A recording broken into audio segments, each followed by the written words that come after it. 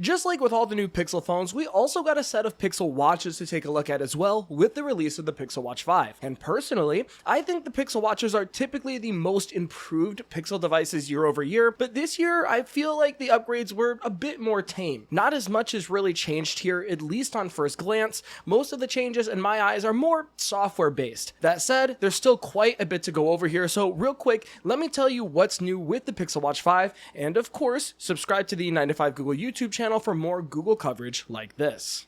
And we can get started right away talking about the design. Right off the bat, as you can tell, it looks almost identical to last year's Pixel Watch 4 with the dome to actuate display at 3000 nits brightness, just like last year. We get a 41 and 45 millimeter size option as well, just like last year. Charging system is still the same with the side mounted magnetic pins, just like last year, and it is still super repairable, just like last year. If you're looking for what's actually new here when it comes to the build, then it's really more in regards to the fit and finish. We have new color choices this year, that being olive, fog, and canyon. Olive is this light green band with a satin pyrite aluminum housing. Fog has this minty whitish colored band with a silver polished frame. Canyon is here too with this salmon colored pink band and a gold polished frame, just like on the 11 Pro series. And of course, we still have the super safe pick, the matte black obsidian colorway, business as usual. Not to mention, we do have something brand new here, at least for Pixel watches. We're also getting a Steph Curry special edition. It's exclusive to the 45mm variant with a custom watch face featuring the same performance loop material as we saw with the Fitbit Air. This band has a rye and orange color scheme with a ribbed interior. It looks nice if you're into that sort of thing, and I will say, I love the Steph Curry edition band on my Fitbit Air, so I'm glad to see something similar is making its way over to the Pixel Watch. That said, if you choose to skip the Steph Curry edition, you should have some peace of mind knowing that the default bands have gotten some changes as well. Now dubbed the quote second gen active band, the materials have been changed from fluoroelastomer to hydrogenated nitrile butadiene rubber, or HNBR for short, featuring a soft touch coating which Google says is super comfortable. I'll have to spend more personal time with the Pixel Watch 5 to see what it feels like day to day, but regardless, I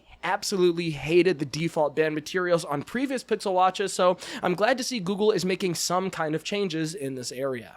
When it comes to the internal specs, I would say it is a mixed bag of changes, some for better or just simply the same as last year. This year, the Pixel Watch 5 is using an accelerated version of the same Snapdragon W5 Gen 2 chip from last year, which is supposed to make the watch 20% faster overall with a 12% increase in CPU power, which, hey, I'll take it. Interestingly enough, the Pixel Watch 5 also gets more RAM, to my surprise, going from 2GB to 3GB, likely to support more on-device AI features from now and in the future. And crazy enough, we're going from 32GB of storage to 64GB of storage, which I do think is absolutely overkill. I don't think I've ever seen anyone complain about not having enough storage on their watch, but if I had to guess, again, Google is making room for some future AI features that haven't quite shipped yet. Otherwise, the internal specs are pretty much business as usual, same as last year. We still have ultra-wide band support to locate items within Find Hub, satellite SOS, still have the same health sensors like multipath optical heart rate, skin temperature sensor, just like on the Pixel Watch 4. The only real changes when it comes to health and the health sensors are all really software based, as we have a few new capabilities with this year's watch. One is blood pressure trends, where the watch passively tracks patterns over the course of a month and then delivers a summary on the first of each month to help you spot changes over time. Another stat is insulin resistance trends, where the watch estimates your body's energy efficiency on a monthly basis, serving as kind of an early warning for metabolic health if you notice that something is off. There's a new feature called emergency breathing detection, where if the watch detects a persistent drop in oxygen saturation and you're responsive, the watch will call emergency services. We also have a new metric that tracks minute by minute blood oxygen variations during sleep to show how they impact your recovery, alongside a more advanced sleep tracking algorithm that features 15% more accurate sleep stage tracking with a new smart alarm feature, just like we saw on the Fitbit Air, that wakes you up at the most optimal time in your sleep cycle. Lastly, for fitness, Google does tell us the built-in GPS is now 2 times more accurate for route mapping, especially in those more urban environments with taller buildings. It should be much better now, and we're told it is better than the Apple Watch Ultra 3, again, especially in urban environments. My personal favorite, there's now a new strength training guidance feature that provides real-time, step-by-step guidance for strength workouts, which includes weight and rep counts Finally. As someone that lifts very often, 3 days a week or more, I felt this was really the last major feature missing on Pixel Watch, so I'm glad to see it here. On top of that, we also do have a handful of software features that are not really fitness focused, but are more so improving the general Wear OS experience on Pixel Watch. Of course, we have the return of the Raise to Talk feature for Gemini. During our hands-on time, it seemed like the algorithm was improved to be faster and more accurate, although we'll have to test it out a bit more just to be sure. Gemini also has the ability to perform interactions while you're offline, which is nice. You can use your voice for specific utility-based tasks like setting timers, alarms, and workouts entirely offline that are pretty quick with low latency. Rounding this out for new features, the Pixel Watch 5 is able to proactively show contextual information now, like automatically showing flight details and your boarding pass if you're actively heading to the airport, or showing the number of stops remaining on a transit route. Typically, they're going to appear at the bottom of the watch face whenever you actually need them, and you can use one-handed gestures to expand these cards for more detailed information, which is pretty cool. Last but not least, in order to give Pixel Watches a higher degree of personalization, the Pixel Watch 5 is now able to use the generative watch face feature that Google showed off at the Android show a few months back. It works by simply describing the kind of watch face you want via a text prompt, and this launches alongside 11 new glanceable complication styles and 2 new watch faces,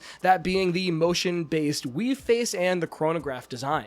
All in all, I would say as a whole, this is very much a refinement year for the Pixel Watch 5 instead of some huge mind-blowing overhaul. Logically, it does make sense, I will say. The Pixel Watch 4 already had a lot of huge improvements, so there wasn't really much the Pixel Watch 5 desperately needed. Of course, don't get me wrong guys, it could have used sapphire crystal glass for better protection on that dome display. It could have used some new tricks to give much longer battery life, like personally, I loved OnePlus's solution of using 2 separate operating systems to switch between a low power mode and full-on Wear OS. That gave that watch the ability to have over 7 days of battery, which is something that would have been really nice on the Pixel Watch 5 as well. But regardless, the real upgrades this year are all about software that could very well be passed down to the Pixel Watch 4 anyways eventually. Things like passive blood pressure and insulin resistance trends, breathing emergency detection, slightly better sleep tracking, real strength training guidance especially, they're all great features on first glance, but could totally be brought back to previous generations.